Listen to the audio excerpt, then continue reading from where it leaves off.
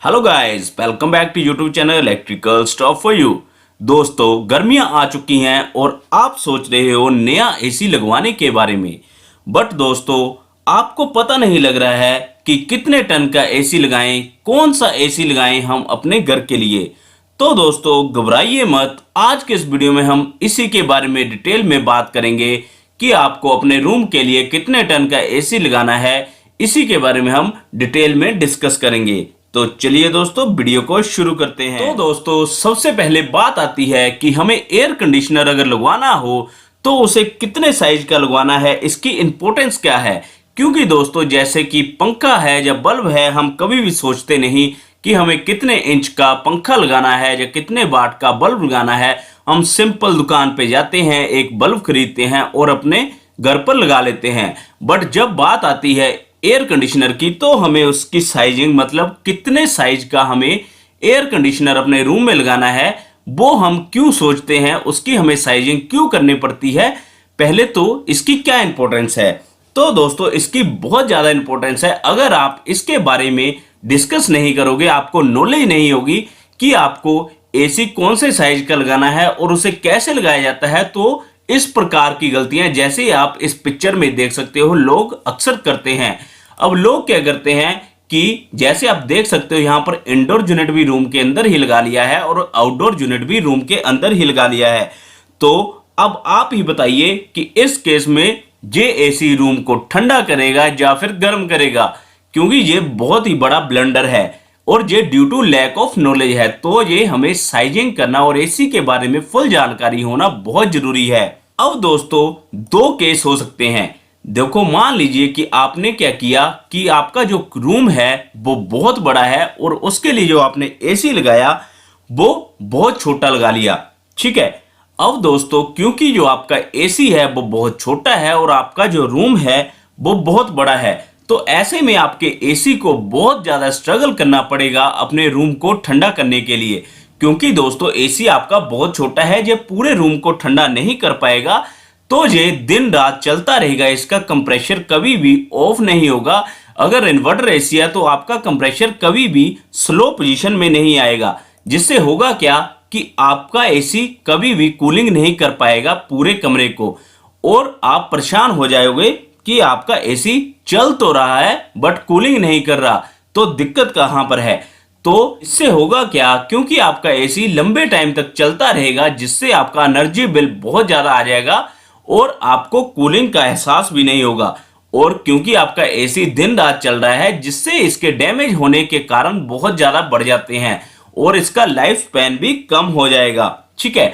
तो अगर आप अपने बड़े रूम के लिए छोटा एसी लगवा लेते हो तो उससे आपकी बात नहीं बनेगी और आपके एसी डैमेज होने के चांसेस भी बढ़ जाएंगे और आपका बिल भी ज्यादा आया करेगा और आपको कूलिंग भी नहीं मिलेगी। ठीक है। अब दूसरा केस ये हो सकता है कि आप लार्ज एसी लगवा लो छोटे से रूम के लिए। आपको मतलब सोचना ही नहीं है कि आपका रूम बड़ा है या छोटा, आप उसको उसकी जितनी कैपेसिटी चाहिए उससे बड़ा एसी लगा लेते हैं, सिंपल। ठीक है। अब दोस्तों, क्या ऐसा करना अच्छा है? तो आंसर है नो। अब दोस्तों, आप सोच रहे होंगे कि अगर ऐसा करना भी अच्छा नहीं है तो इसके क्या कारण है। तो दोस्तों, इसके बारे में जानने के लिए आपको पहले इसकी वर्किंग के बारे में समझना होगा।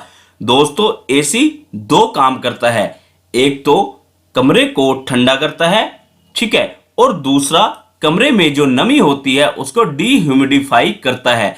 मतलब जो एयर होती है, एयर में जो नमी है उसको दूर करता है। मतलब उसका जो पानी का पदार्थ एयर में आपको मिलेगा वो उसको भी रिमूव करता है। ठीक है। अब आपने क्या किया, छोटे से रूम में आपने बड़ा एसी लगा लिया, जिसके कारण एसी फटाफट आपके रूम को ठंडा कर देगा। अब जैसे रूम आपका ठंडा हो जाएगा तो एसी में एक थर्मोस्टेट लगा होता है जो सेंस करेगा कि जो आपका टेम्परेचर है वो रीच हो चुका है और वो कंप्रेशर को बंद कर देगा। ठीक है। अब क्योंकि आपका कंप्रेशर बंद हो गया है तो जो आपका एसी है वो एयर को डीह्यूमिडिफाई नहीं करेगा, मतलब जो एयर में नमी है वो रिमूव नहीं करेगा, जिससे बहुत क्लैमी सा एनवायरनमेंट हो जाता है। मतलब आपको चिपचिपी सी गर्मी लगती है, जो कि बहुत ही गंदा सा एक्सपीरियंस होता है। ठीक है।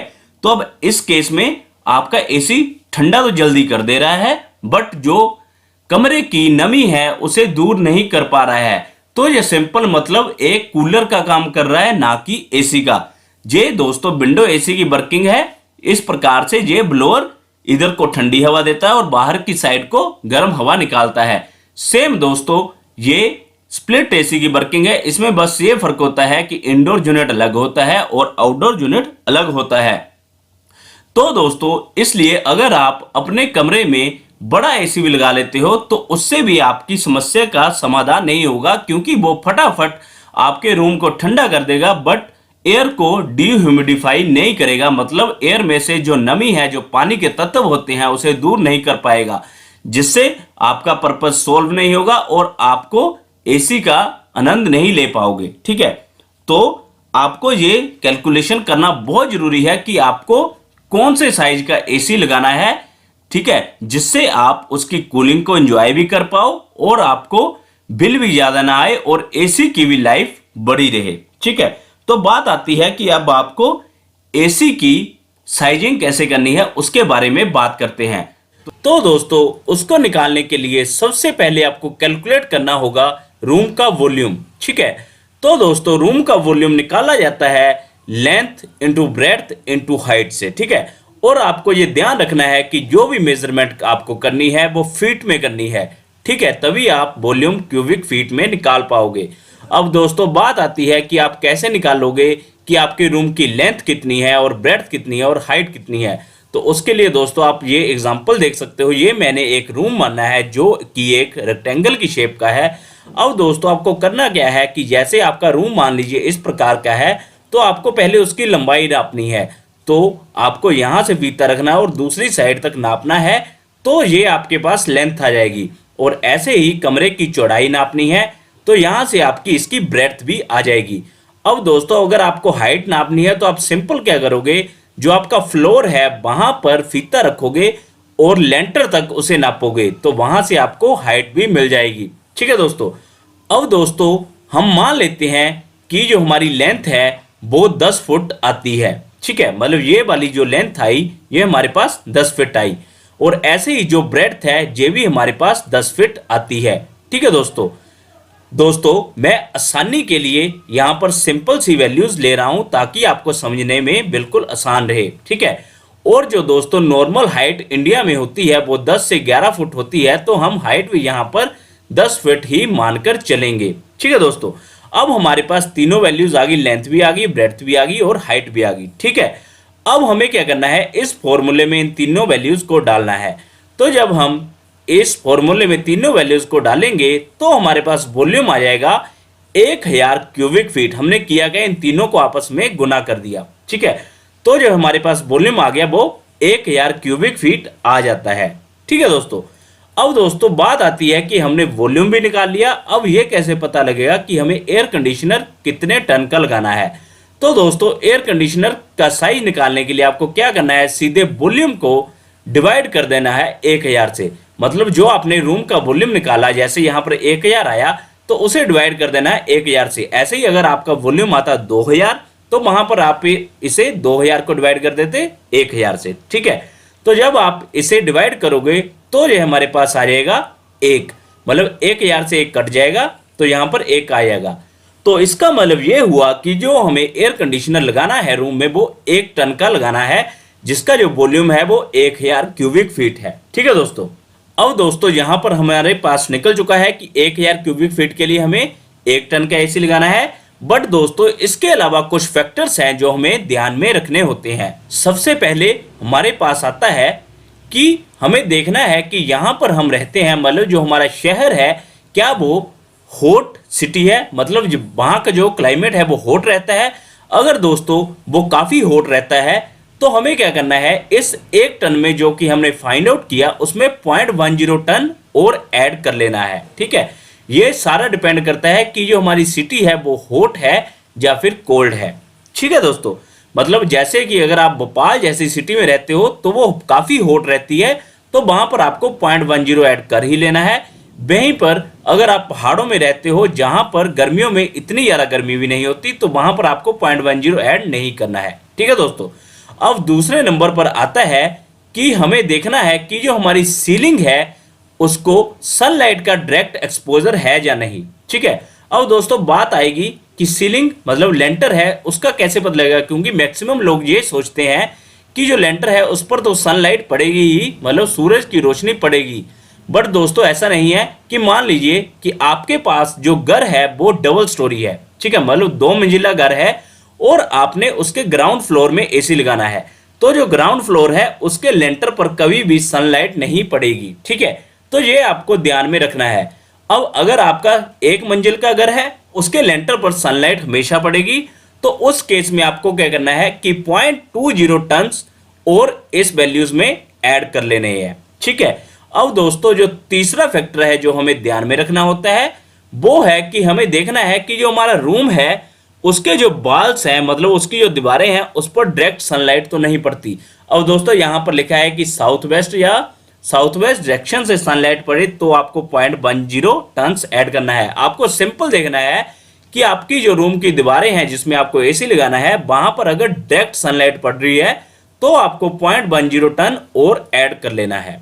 ठीक है दोस्तों, तो दोस्तों आपको ये तीनों के तीनों फैक्टर ध्यान में रखने हैं। अब आपको सिंपल पता लग गया कि आपको पहले वॉल्यूम को डिवाइड कर देना है 1000 से, वहां पर आपके पास एयर कंडीशनर की टन की वैल्यू आ जाएगी। ठीक है, अब इसके बाद ये तीनों फैक्टर आपको देखने हैं कि आपको जोड़ने हैं या नहीं।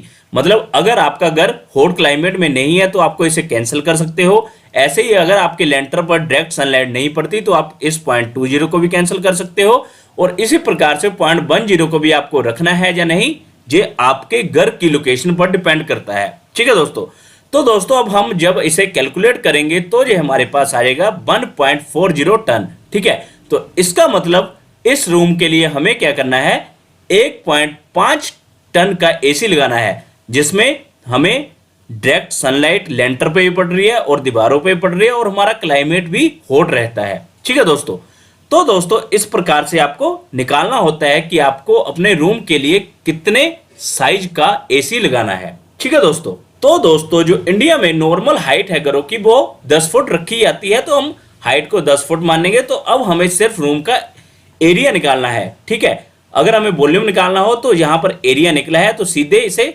10 से गुना कर देंगे तो 100 गुना 10 हो जाएगा 1000, ऐसे ही 120 गुना 10 1200 क्यूबिक फीट आ जाएगा। ठीक है, तो यहाँ पर मैंने अलग अलग स्क्वायर फीट एरिया के लिए निकालने हैं कि आपको कौन सी एसी का प्रयोग करना है। ठीक है, जैसे 100 स्क्वायर फीट के लिए 1 टन, 120 के लिए 1 टन, 150 के लिए 1.5 टन।